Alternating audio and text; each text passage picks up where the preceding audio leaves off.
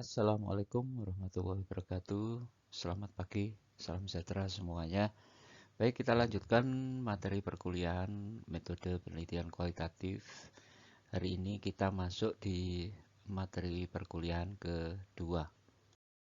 Seperti yang sudah dibicarakan di tayangan PowerPoint yang berbentuk video dari Pak Ari yang pertama, maka saya mencoba mereview atau mengulangi sekali lagi apa yang dimaksud dengan penelitian kualitatif. Saya mencoba meminjam istilah dari Bogdan and Taylor yang menyatakan bahwa penelitian kualitatif adalah sebuah prosedur penelitian yang menghasilkan sebuah data deskriptif berupa kata-kata tertulis atau lisan, baik dari orang-orang dan perilaku yang dapat diamati dengan pendekatan yang diarahkan pada latar belakang dan individu secara holistik atau utuh. Kita lanjutkan pada slide ketiga, karakteristik penelitian kualitatif menurut Lincoln and Kuba, bahwa yang pertama dia mempunyai latar belakang sangat alamiah dan naturalistik. Yang kedua, manusia dianggap sebagai sebuah alat atau instrumen dalam penelitian tersebut dan dinamakan sebagai subjek penelitian. Yang ketiga adalah metode kualitatif tersebut. Yang keempat, analisis datanya secara induktif. Yang kelima, teori dan dari dasar, biasanya memakai pendekatan grounded teori. Yang keenam, bentuknya deskriptif. Yang ketujuh, lebih mementingkan sebuah proses dalam pengambilan data dan penyajian hasil. Yang kedelapan, adanya batas yang ditentukan oleh fokus masalah yang dipilih. Yang kesembilan, adanya kriteria khusus untuk keabsahan data.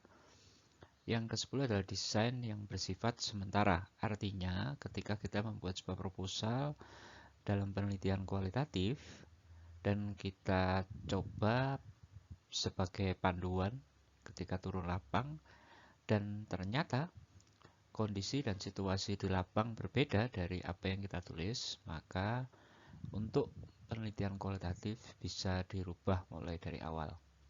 Selanjutnya, fungsi dan pemanfaatan penelitian kualitatif. Biasanya penelitian kualitatif itu dimanfaatkan untuk satu, penelitian awal yang didefinisikan secara baik dan akan memberikan sebuah pemahaman yang lebih dalam.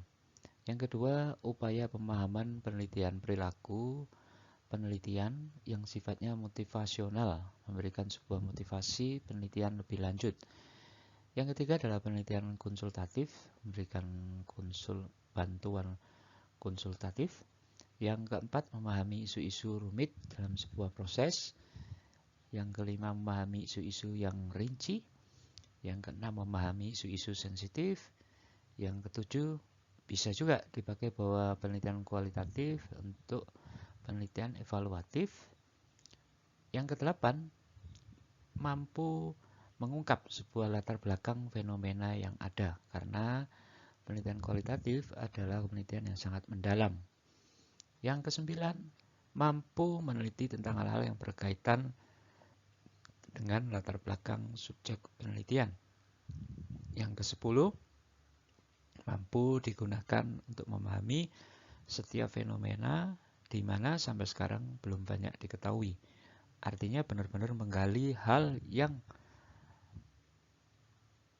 mengandung sebuah keterbaruan yang sama sekali belum digali oleh peneliti yang lain. Yang ke-11, mampu digunakan untuk menemukan perspektif baru.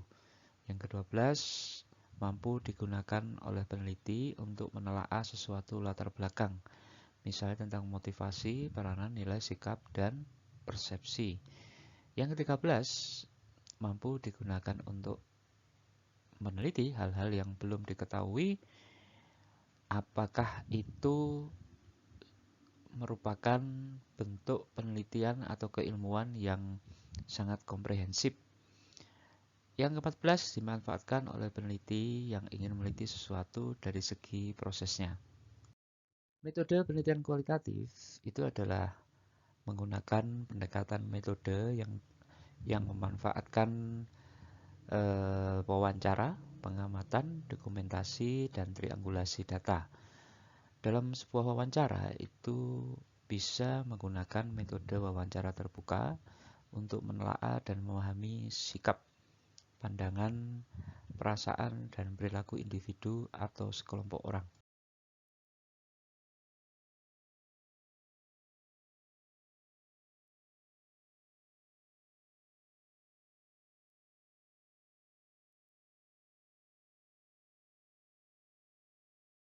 Selanjutnya, slide yang ketujuh menjelaskan tentang paradigma metode penelitian kualitatif.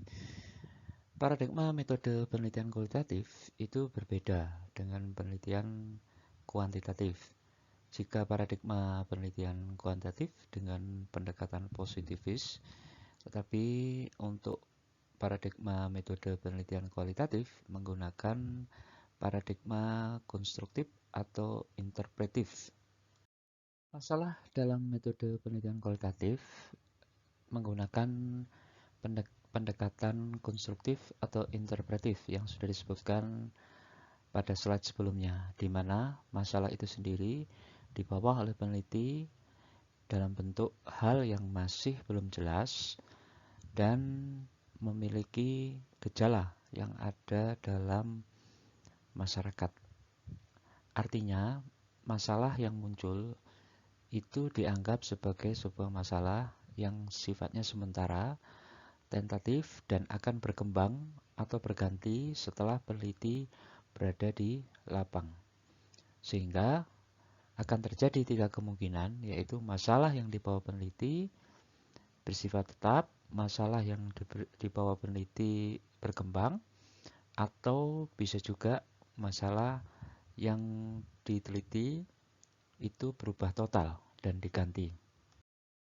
Desain dan metode penelitian kualitatif dalam slide ke-9 ini, di mana desain penelitian kualitatif adalah sebenarnya yang menentukan peneliti itu sendiri. Artinya, untuk penelitian kualitatif lebih fleksibel karena melihat situasi dan kondisi serta gambaran yang ada dan fenomena yang sifatnya kasuistik, di mana tidak akan pernah terjadi di tempat atau daerah yang lain. Dan ragam ilmu yang dipakai adalah sangat menentukan perspektif atau sudut pandang dari seorang peneliti. Batasan masalah melalui fokus, di mana masalah dalam penelitian kualitatif bertumbuh pada sebuah fokus, di mana menurut Lincoln dan Kuba bergantung pada paradigma yang dianut oleh peneliti itu. Apakah paradigma konstruktif, interpretif, evaluator, ataukah peneliti meneliti tentang sebuah kebijakan. Dengan demikian, ada 3 macam masalah, yaitu masalah untuk peneliti, evaluasi, dan yang ketiga adalah kebijaksanaan bagi peneliti dalam mengambil dan melihat sudut pandang masalah yang ada. Selanjutnya pada slide ke-11 itu membahas tentang format desain penelitian kualitatif yang akan dipakai dan digunakan. Ada 3 hal. Yang pertama adalah desain deskriptif kualitatif, di mana format desain kualitatif deskriptif kualitatif ini memiliki kesamaan dengan desain deskriptif kuantitatif. Karena itu, desain kualitatif bisa juga disebut sebagai sebuah kuasi kualitatif atau kualitatif semu. Yang kedua, desain kualitatif verifikatif adalah sebuah upaya pendekatan bentuk kualitatif induktif terhadap seluruh proses penelitian yang akan dilakukan. Karena itu, format desain penelitiannya secara total berbeda dengan penelitian format kuantitatif. Yang ketiga adalah desain grounded research.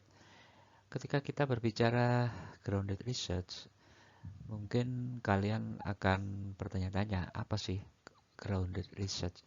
Grounded research adalah sebuah bentuk penelitian yang sifatnya mendasar. Ground itu ground, dasar. Penelitian kualitatif tidak membutuhkan pengetahuan dan teori tentang objek penelitian, karena tujuannya justru memberikan ruang pada subjek penelitian menjadi subjek yang benar-benar tidak tercampur oleh keinginan peneliti. Maka format desain grounded research ini dikonstruksi agar peneliti mengetahui permasalahan dan data yang ada di lab. Pada slide ke-12 ini membahas tentang bagaimana menggunakan atau memilih teori dalam penelitian kualitatif. Jumlah teori yang akan dipakai dan dimiliki oleh seorang peneliti yang akan dipakai sebagai sebuah pisau analisa harusnya lebih banyak karena bisa disesuaikan dengan fenomena yang berkembang dalam penelitian, di mana penelitian kualitatif ini menunjukkan sebuah profesionalismenya pada ketajaman dalam pemilihan teori yang mampu mendekati fenomena yang akan dipecahkan dalam penelitian sosiologi. Dalam penelitian kualitatif, pada slide ke-13 ini menjelaskan tentang teknik penelitian. Teknik penelitian dalam penelitian kualitatif adalah menjadi sebuah bagian yang sangat penting, dan itu adalah bagian atau unsur yang meliputi 6 bagian. Yang pertama adalah sumber dan jenis data, B. Peranan manusia sebagai instrumen penelitian, C. Pengamatan, D. Wawancara, E. Catatan lapangan, dan F. Penggunaan dokumen. Strategi penelitian kualitatif mencakup kepakaran, asumsi, tindakan-tindakan yang digunakan oleh seorang peneliti sebagai precursor ketika bergerak dari paradigma dan desain penelitian menuju tahap pengumpulan data empiris di lapang, di mana untuk studi kasus, contoh misalnya berdasarkan pada sebuah wawancara, observasi, dan analisa data. Pada penelitian kualitatif, itu kita juga akan mengenal yang namanya populasi dan sampel, di mana populasi dan sampel, istilah yang dipakai dalam kualitatif, itu disebut sebagai social situation atau situasi sosial. Mengutip pemikirannya dari James Bradley yang terdiri dari 4, yaitu tempat, pelaku atau aktor, aktivitas yang berinteraksi, dan bentuk yang sinergis. Kemudian sampel penelitian dalam penelitian kualitatif itu lebih disebut sebagai sebuah narasumber, subjek penelitian, partisipan, informan, dan lain sebagainya. Teknik analisis data.